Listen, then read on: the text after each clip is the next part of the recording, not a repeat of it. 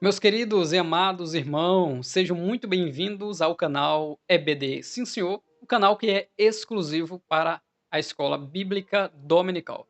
Neste segundo trimestre de 2024, onde estamos estudando sobre a carreira que nos está proposta, chegamos à lição de número 8, que tem por título Confessando e Abandonando o Pecado.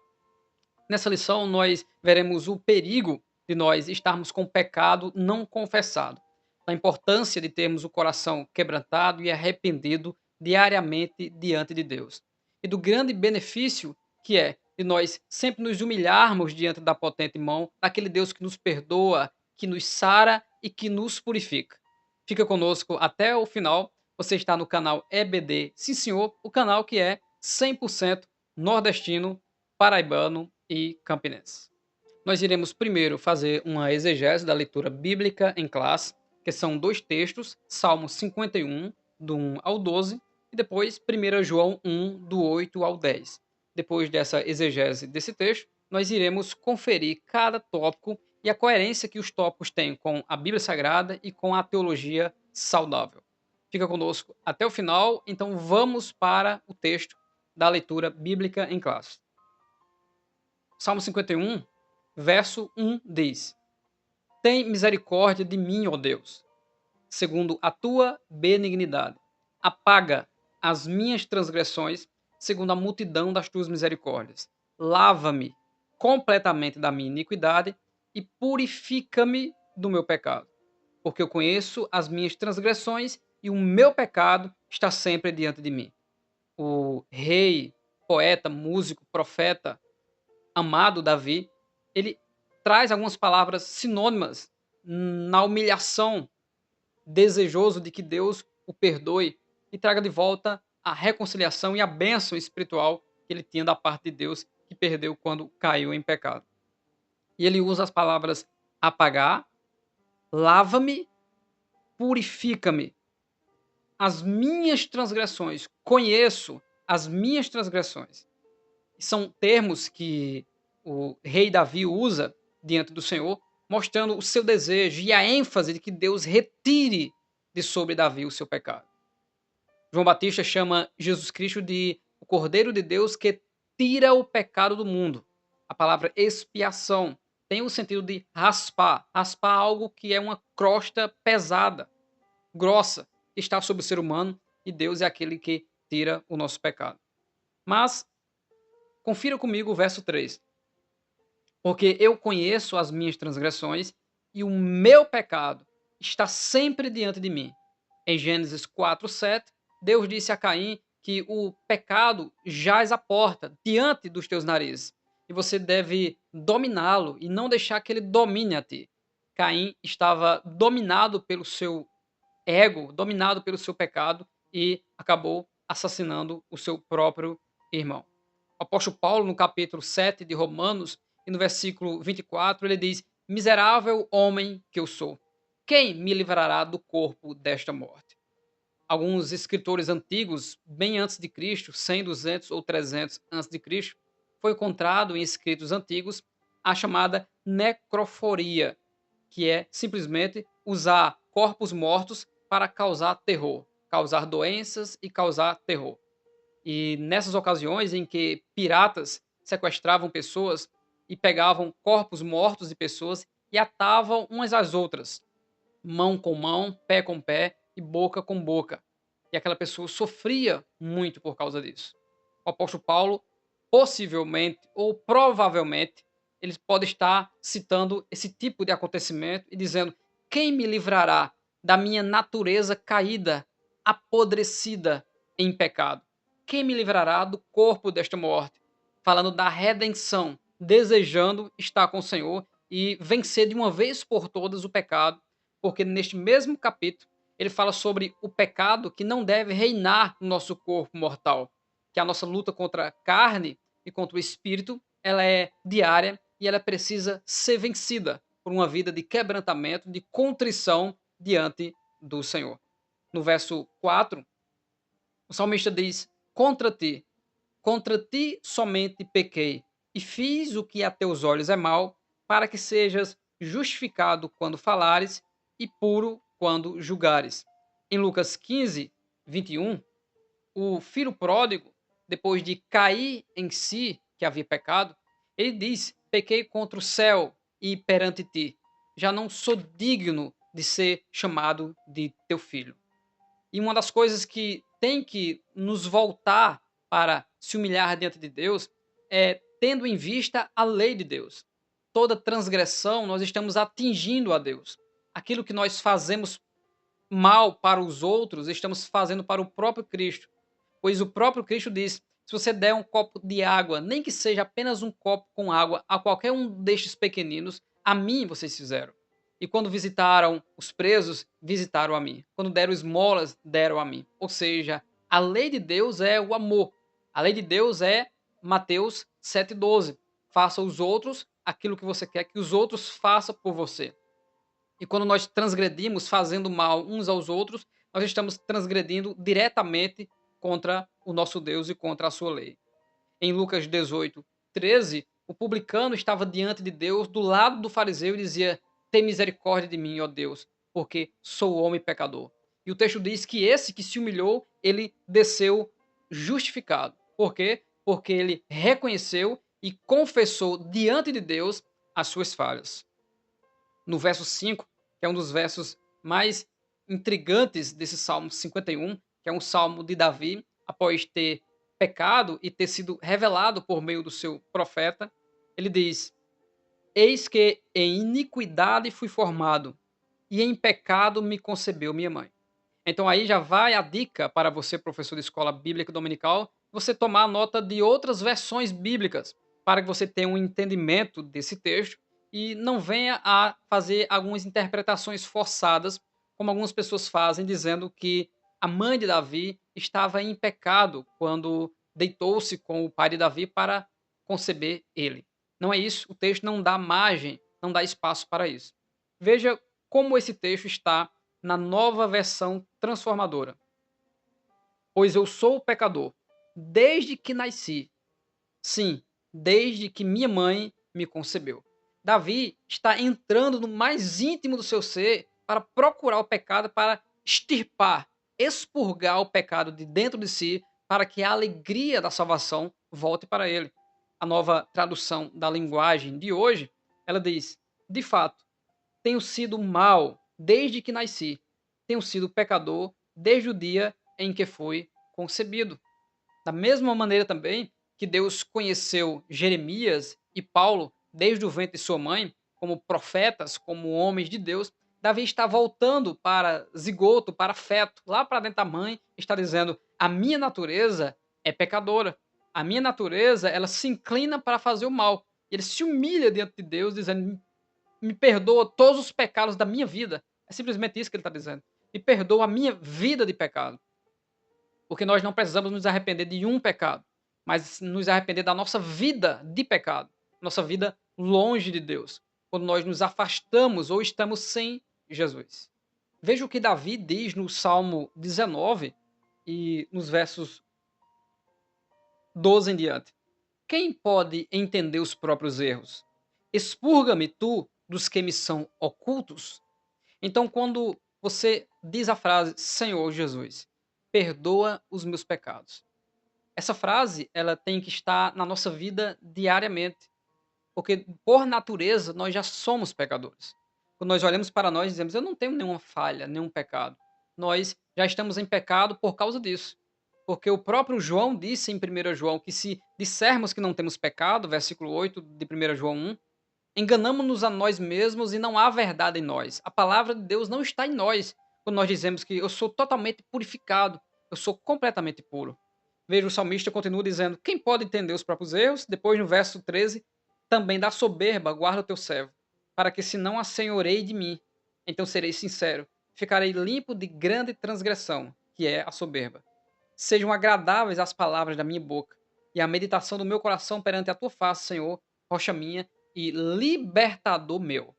Davi está confessando o seu pecado, buscando até aqueles que ele não sabe que tem, ou seja, que a lei de Deus tem que apontar, e aí entra o conhecimento da palavra de Deus, e declarando que o seu Deus é o Deus que o liberta do pecado. Isso significa que nós só estamos na presença de Jesus por causa da presença do Espírito de Deus na nossa vida, porque senão o pecado já havia nos destruído.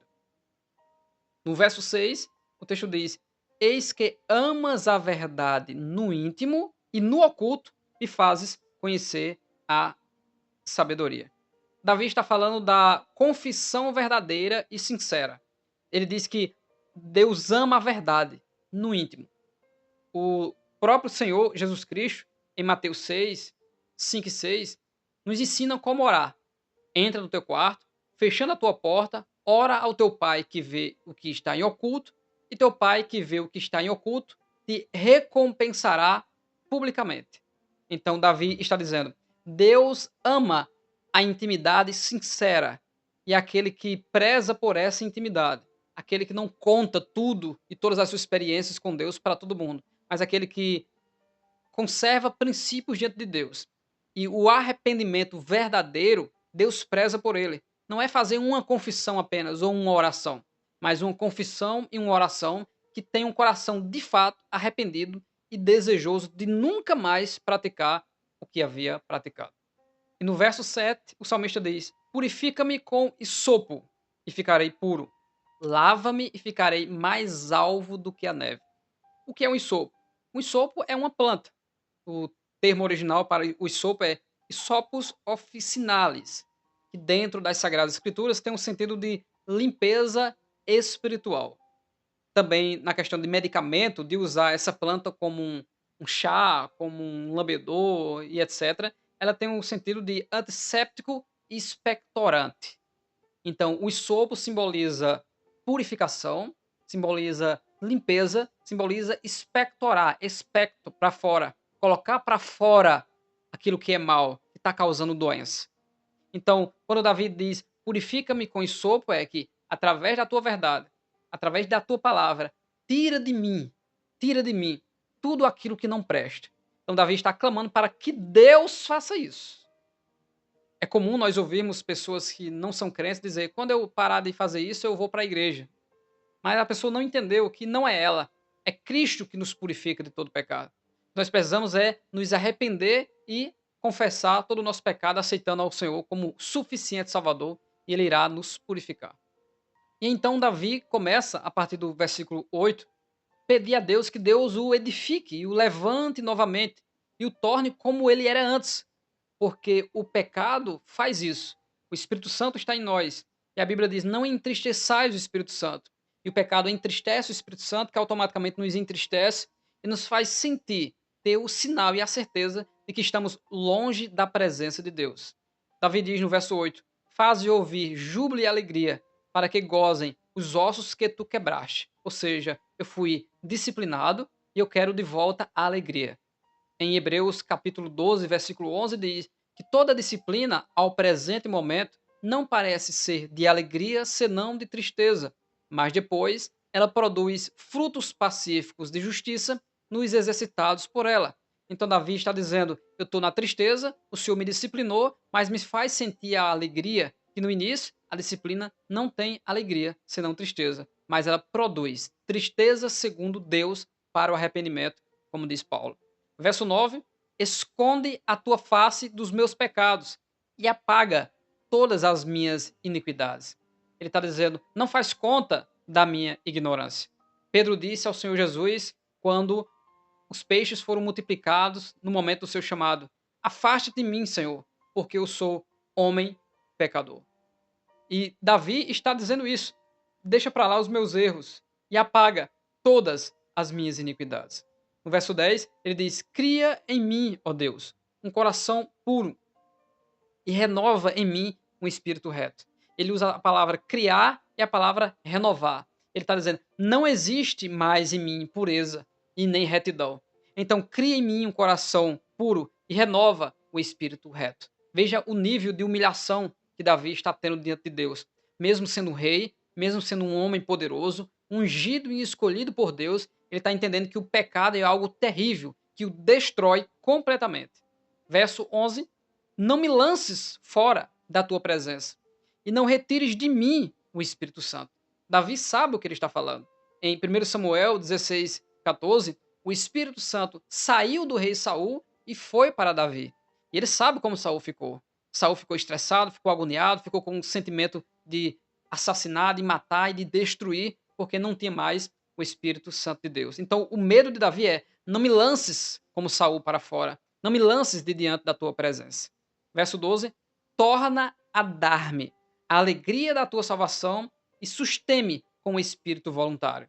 Então, Davi, nesse texto, ele está dizendo: faz com que, de forma voluntária, eu sempre me apresente e me humilhe diante do Senhor, para que não necessite ser disciplinado para entender isso. Necessite de um castigo para abrir o entendimento. Então, ele está pedindo a Deus entendimento e que ele possa usufruir da alegria de volta que ele tinha. E que, de forma voluntária, ele esteja sempre na presença de Deus para se conservar bem. Esse foi o texto do Salmo 51. E agora adentramos em 1 João 1, do 8 ao 10. O texto diz: se dissermos que não temos pecado, aí pegamos Provérbios 28, 13, que diz que aquele que encobre as suas transgressões, ele nunca prosperará, mas o que a confessa e deixa alcança misericórdia. Então, se dissermos que não temos pecado, ou seja, se encobrirmos a nossa transgressão, aí a verdade não há em nós, nós estamos enganados com essa questão meritória de acharmos que somos alguma coisa. Se não for o Senhor e a nossa comunhão com Ele, nós estamos completamente destruídos. Verso 9, ou versículo 9: se confessarmos os nossos pecados, Ele é fiel e justo para nos perdoar os pecados e nos purificar de toda imundícia.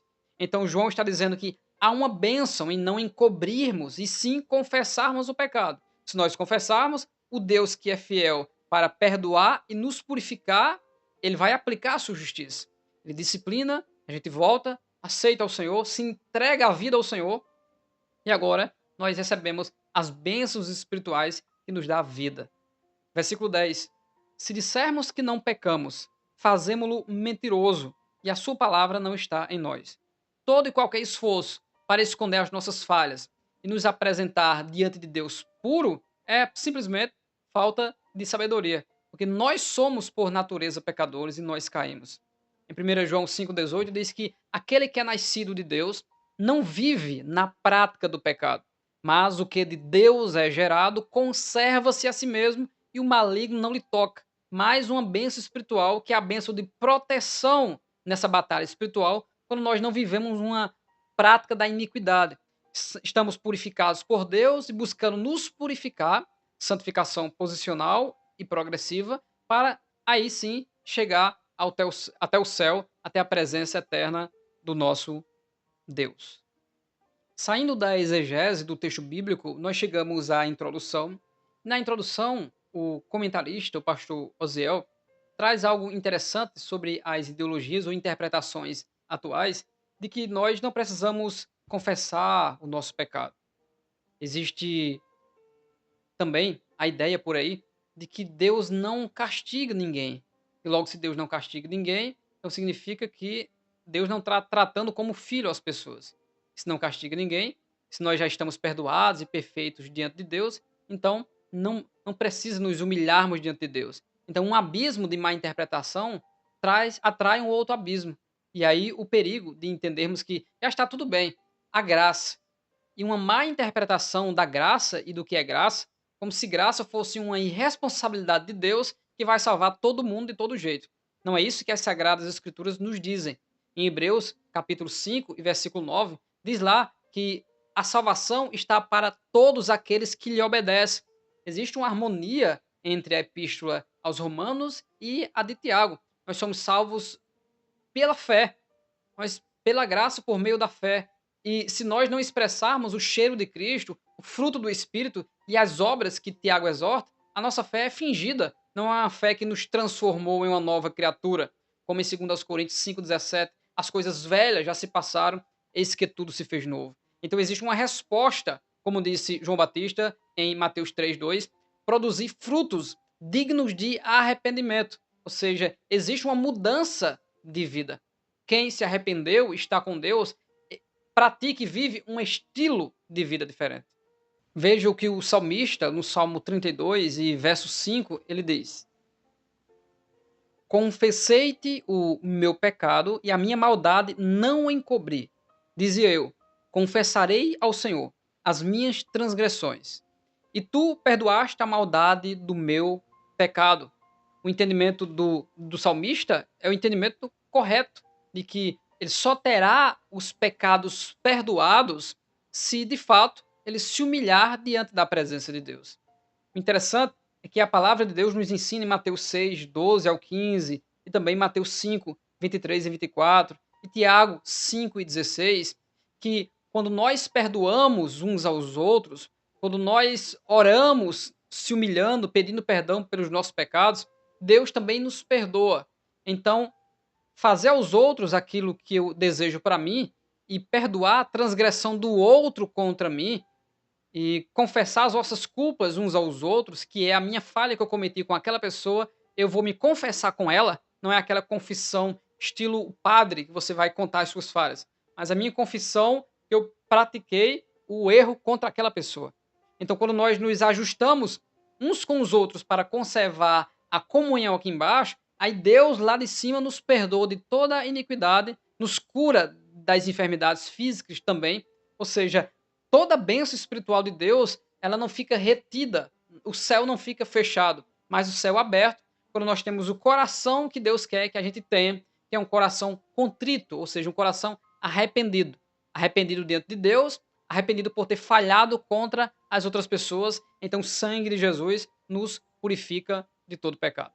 E em resumo, o que o comentarista traz no tópico primeiro? A confissão de pecados. Ele traz os termos originais para confissão, que é do hebraico yadá, que significa jogar, atirar ou lançar. Então, confissão seria eu tirar de mim. Lembra? Isopo, expectorante. Então, eu tiro de mim e jogo aos pés da cruz, aos pés do Senhor, os meus pecados, e eu fico purificado dos meus pecados. Também ele traz o termo grego que está em Mateus 3,6, exomologeo, que significa professar, reconhecer, alegremente, honrar alguém, prometer publicamente que fará algo. Lembra do Salmo 51? Davi prometeu a Deus, ou seja, a contrição, o arrependimento, o desejo de voltar à presença de Deus faz com que haja um renovo. E ele diz: eu pregarei a tua verdade aos transgressores, para eles voltarem para ti. Então, Davi está fazendo promessa a Deus, está reconhecendo o seu pecado diante de Deus. Então, esse é o significado de confissão de pecado: reconhecer e lançar adiante. Ele também traz no segundo subtópico a confissão bíblica de pecado, ou seja, o que significa dentro das Sagradas Escrituras, dentro da teologia, essa confissão. É reconhecer, fazer a confissão e receber o perdão da parte de Deus. Aquele que confessa, deixa, alcança. Aquele que confessa, deixa e alcança. E parece que as coisas da parte de Deus acontecem de forma simultânea. Né?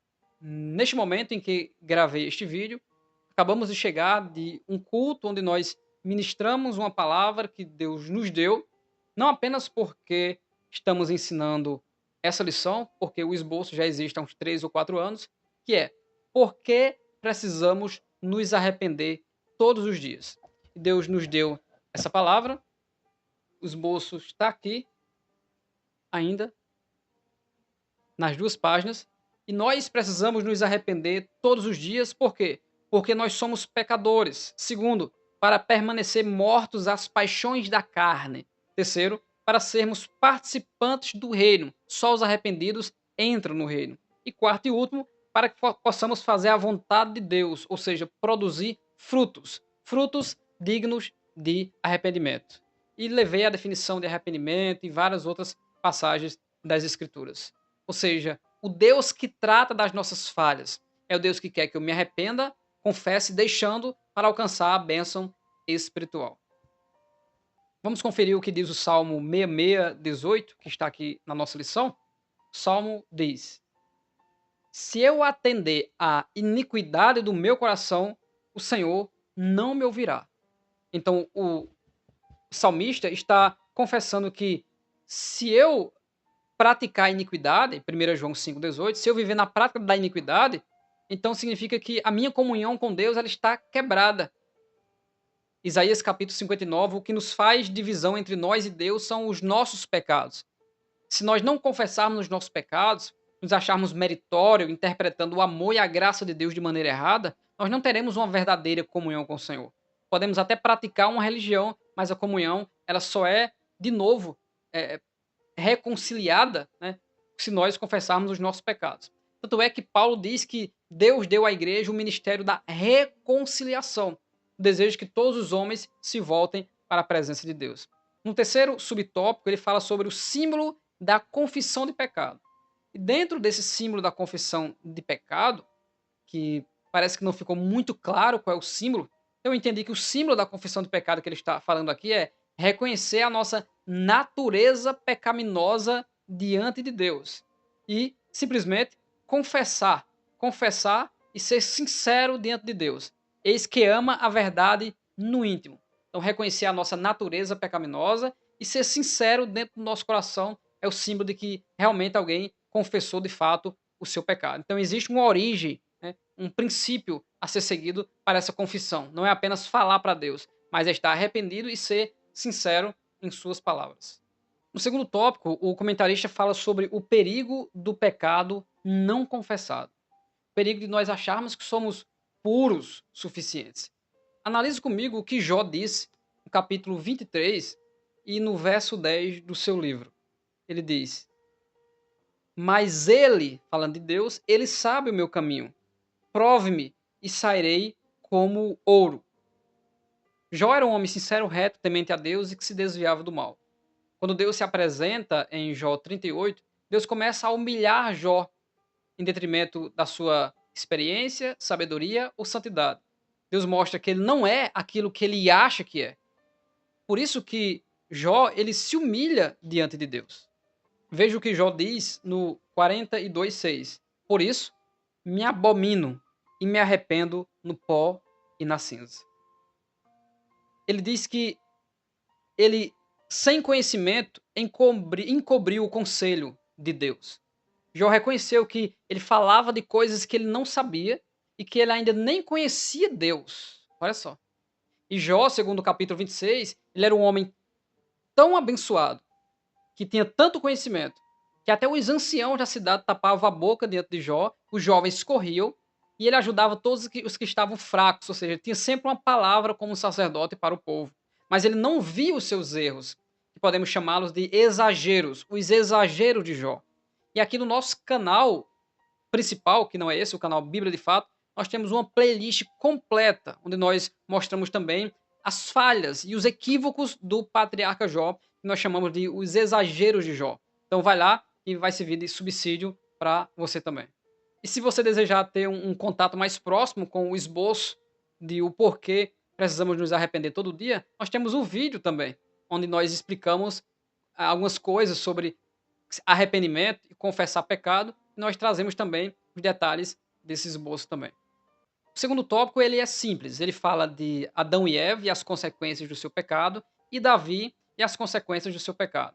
O próprio Deus, em Gênesis 3,5, diz a Adão: Maldita é a terra por causa de ti. Então, a terra, ou seja, toda a criação foi amaldiçoada. O homem agora sofreria para trazer da terra os seus suprimentos. A mulher agora teria um sofrimento em dar à luz, que é aquilo que seria natural para encher a terra, que foi a ordenança de Deus aos homens. Animais sofreram a respeito da própria serpente, ou seja, do próprio lagarto, que teve dificuldade agora e seria humilhado dentre esse reino dos animais. Então, o pecado de Adão e Eva trouxe grande prejuízo e prejuízo eterno. O próprio Deus decretou que eles iriam morrendo, morrendo morrereis, mas eles não foram mortos imediatamente. Eles viveram para cumprir o propósito, porque Deus estava vendo que da semente da mulher nasceria um para completar aquilo que Deus iniciou, cobrindo o casal com as vestes de peles de animais. Davi é o amado de Jeová. Davi é um grande homem, um homem adorador, fiel a Deus. E ele não fez aquilo que deveria fazer, e logo a natureza carnal tomou conta de si e ele pecou. Aquele que representa a palavra, o profeta Natã, veio aquela com aquela parábola, com aquela historinha para Davi, e o senso de justiça veio porque ele estava cego do pecado. Mas Natan revelou que você é o pecador. E aí Davi escreve o Salmo 51, depois de passar um tempo caído e longe de Deus e tentando justificar o seu pecado, porque é isso que muitos fazem quando se desviam e querem viver um novo estilo de vida. Eles vivem se justificando. Esse é o meu modo de vida, eu abri os meus olhos, agora eu estou buscando, eu fiquei livre da religião, mas estão apenas presos nos seus pecados, procurando agora apenas se justificar diante da sociedade. Entre as consequências do pecado de Davi vieram sofrimento para ele, pois o primeiro filho de Batseba morreu. A espada, ou seja, a violência, a briga, as contendas dentro da sua casa, entre os seus filhos, não acabariam. Brigaram, mataram uns aos outros, houve até abusos sexuais, lutaram para adquirir o reino do seu pai Davi quando já estava morrendo. O próprio filho de Davi intentou contra ele para tomar o reino, então confusão em cima de confusão, tudo simplesmente porque o pecado traz as suas consequências. Deus perdoa o arrependido e as consequências vão disciplinar e mostrar que não vale a pena nós estarmos longe da presença de Deus. No tópico de número 3, que é confissão de pecado, um caminho de cura e restauração. Paulo, em Romanos 11:22, ele diz que nós precisamos considerar a severidade de Deus para os que caíram. Judas, ele fala sobre que Deus não poupou os anjos, Deus não poupou o seu povo, nem muitos dos profetas ou falsos profetas, como por exemplo Balaão, e é um texto que ele fala sobre os falsos mestres. Então Paulo e Judas falam que Deus também não irá nos poupar se nós decidirmos nos distanciar de Deus. Então Deus é aquele que disciplina e mostra ao homem que o caminho do erro é um caminho da sua própria tragédia. Em Provérbios, no capítulo 3, diz que o homem, ele murmura e reclama pelos seus próprios pecados. Ou seja, ele padece e sofre pelos seus próprios erros. Em Romanos 8:23, Paulo entende que a salvação e aquilo que nós desejamos e almejamos é a redenção do nosso corpo. Se nós perdoarmos os nossos pecados, ele pode perdoar pecados. Ele deu a autoridade ao Filho de perdoar pecados. Que tanto ele dizia, seja curado ou seja perdoado os seus pecados. E ali aquela pessoa era restaurada, porque a salvação também é a redenção do corpo. E a cura é um sinal dessa redenção do corpo que acontecerá no arrebatamento da igreja. O comentarista diz: dessa forma, perdoar pecado é uma prerrogativa de Deus Pai por intermédio de Jesus Cristo, mediante a sua obra no Calvário. Quem confessa o seu pecado tem uma vida leve, uma alma em paz na presença de Deus. É um descanso para a alma, é Jesus Cristo. Ele disse em Mateus 11:28, vinde a mim, vós os que estáis cansados e sobrecarregados, que eu vos aliviarei. Então não é o cansaço do dia a dia, é o pecado que cansa. No Salmo 23, ele mostra essa graça nesse desejo de reconciliação, mostrando que o pastor nos faz repousar na presença do Senhor os longos dias na casa do Senhor eternamente. Ou seja, ele tem palavra, ele tem alimento e a presença garantida na nossa vida todos os dias até a consumação dos séculos. Então não podemos nos enganar. Diz Paulo em Gálatas que tudo aquilo que o homem semear, isso também ele ceifará. Aquele que semeia na carne colherá a corrupção. Gálatas 6, versículo 7 e versículo 8. Se você ainda não é inscrito no canal Bíblia de Fato, faça isso agora. Nos dê um feedback para que nós tenhamos o contato e possamos nos conhecer melhor, deixando nos comentários o que você achou da nossa aula. E também nos comentários você encontrará o link para entrar no nosso grupo no WhatsApp, o grupo do canal EBD Sim Senhor. Na próxima semana, nós iremos estudar a lição de número 9, que tem por título Resistindo à Tentação no Caminho. Esse é o segundo trimestre, que está sendo glorioso, grandes ensinamentos para o nosso crescimento. Nós desejamos a você, meu amado líder, professor de escola bíblica dominical e aluno, que Deus lá abençoe grandemente, que venhamos a entender que nós precisamos nos humilharmos diante da presença de Deus todos os dias para conservar a bênção e as bênçãos espirituais de Deus sobre a nossa vida. Deus abençoe a sua vida no nome de Jesus.